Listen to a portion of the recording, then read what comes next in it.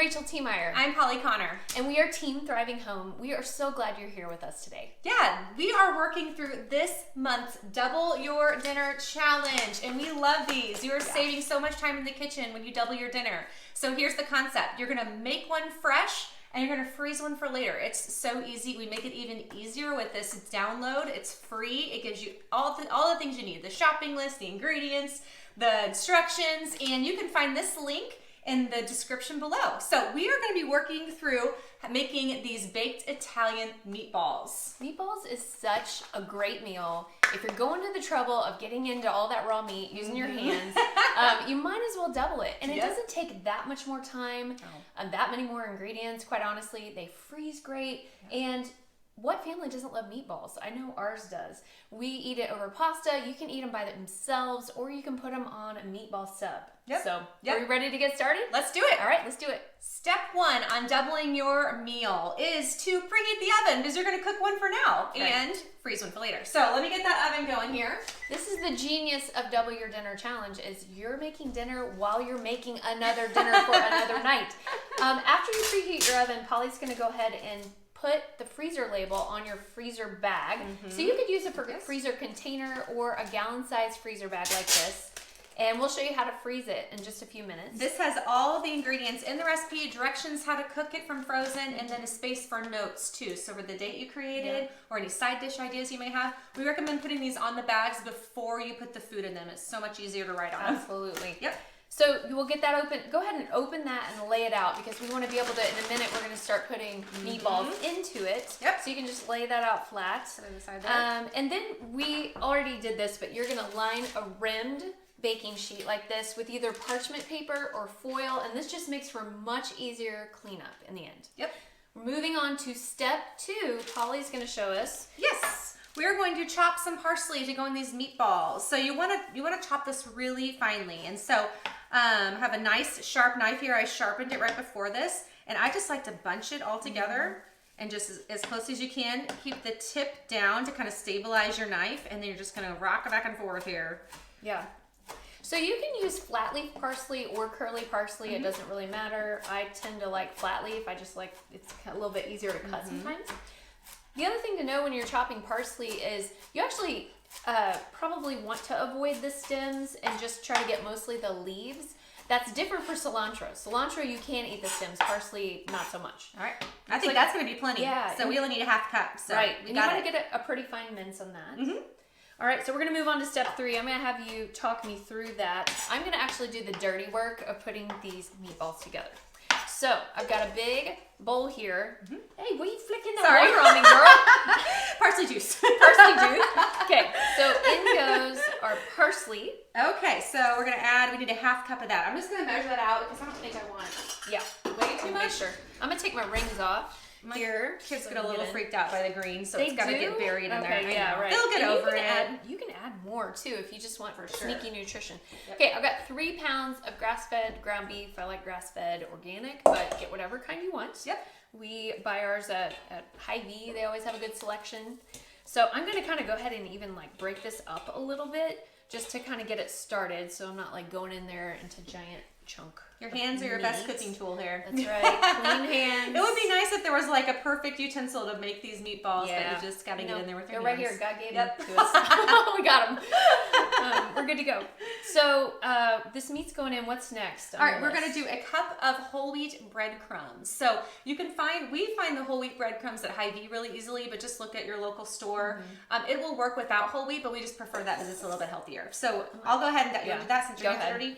Okay, so we're gonna do the panko breadcrumbs too. Panko. So you can do either, but you want dried breadcrumbs. So I need a cup of Parmesan cheese. I was going to do this. Okay, this is a powerhouse ingredient because Parmesan adds saltiness, and it adds, a little bit of that melty cheesiness, not too much, but it also adds what's called umami, and that's like the 5th taste. It's all the tastes combined. Yeah, it's awesome. Okay, 2 beaten eggs, right? Okay, yes, 2 beaten eggs are going in there. Okay. We've already measured out a 4th cup of milk. Yep. 4 tablespoons. You can use dairy-free milk if you want. Whatever milk you have on hand will work. It's more for the liquid. Tomato paste. Yes, tomato paste is another powerhouse ingredient. This also has that umami flavor to it. Really great depth of flavor because tomato paste is basically concentrated down, been cooked down tomatoes for a long time. So it adds tons of flavor. All right, and then salt and pepper. Right. Almost every recipe has it, right? Right. So we're adding what, 2 teaspoons salt. Mm-hmm. I think you only added 1. Oh, you're right. I need to go back and do one more. I need my salt. Keep an eye on me. 1 teaspoon of pepper, 2 teaspoons of salt, and then we're gonna do 1 teaspoon of garlic powder, which is, garlic powder is a nice shortcut for adding garlic flavor when you don't have time to like chop a bunch of garlic. And the last one is 1 teaspoon of Italian seasoning. I love Italian seasoning. It's got a whole bunch of herbs mixed in and just adds good flavor. Okay, so we got that in there. I'm going in. Do you see why it saves so much time to do this all at once? That's why I double or even triple the recipe if you're going to make a lot of meatballs. And they freeze beautifully. We always freeze them before we cook them. That way you thaw them out completely before you bake them. And it tastes just like it came from fresh. So yeah, when you can freeze them after you bake them, but if you do, it's nice to do it in like pasta sauce or something and then just kind of gently warm it. Yeah. Because otherwise they can get dried out. So that's, most of our meals we instruct you to freeze before you bake it. Yep. For that very reason. Yeah. So as I'm doing this, one of the tips I would say is you want to kind of grab the bottom and pull it over on itself. Okay, so I'm really kind of, to get this fully combined, you have to do that several times. Poke your fingers down in there, do whatever you got to do. But you don't want to overmix it, right? That's right. So one of the tips you'll hear people like chefs and stuff say is don't overmix your meat. So you just want to get it to where you see that like, hey, my Parmesan and my egg and all my seasonings really kind of mixed in there fairly well. Yep. We are going to be going for about 1.5 inches meatballs. So if you're like type A person, you want to get your ruler out, you can. Don't get too stressed about it. Yeah, but don't stress too much. They'll turn out good. Yeah. Okay, I'm sorry. I'm just really trying to get this Parmesan down in there well.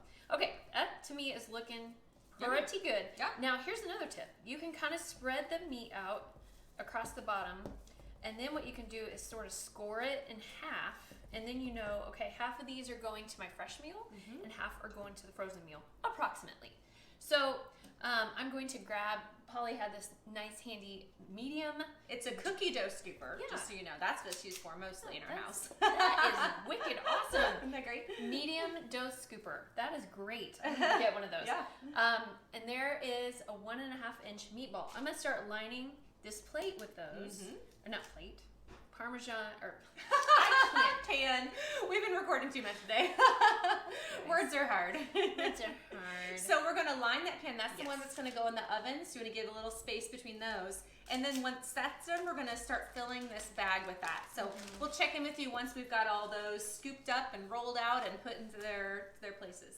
We just finished step 3 and we are on step 4 right now. So as you can see, all these meatballs are scooped up, rolled up, and they are going to go in the oven for about 20 to 25 minutes. So I'm going to pop those in, and while I'm doing this, while these bake, we can finish the freezer meal part. Yeah, this is the great thing is you've got time to finish rolling the rest of your meatballs, okay, and sticking them in your freezer bag. So I've already gotten a jump start on this, but you want to put them in a single layer in your freezer bag. And then you're going to push out as much air as possible out of your freezer bag and then seal it tight and stick it in the freezer and freeze it flat. That way they don't like turn into one big glob. Not one big meatball. Yeah, exactly. And then when you're ready to use it, all you've got to do is bring it out, stick it in your fridge flat, let it thaw, and then you'll bake according to the instructions. Yep. It's that easy. Yeah. All right.